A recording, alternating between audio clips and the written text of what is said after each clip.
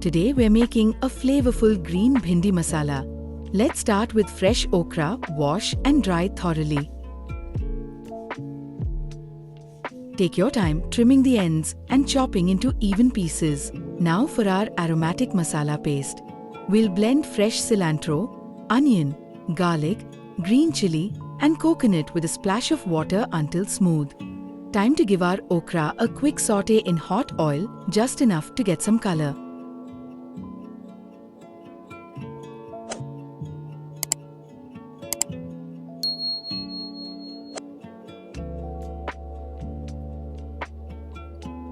Set that aside while we build our base.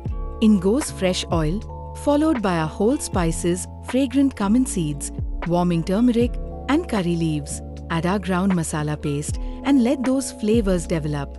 A touch of water and garam masala brings everything together. Now we'll reunite our okra with the sauce, seasoning with just enough salt. A brief covered simmer lets all those flavors meld. Perfect. Now we'll let it rest, allowing the curry to thicken slightly.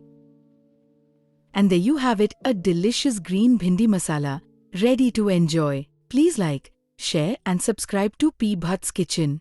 Take care.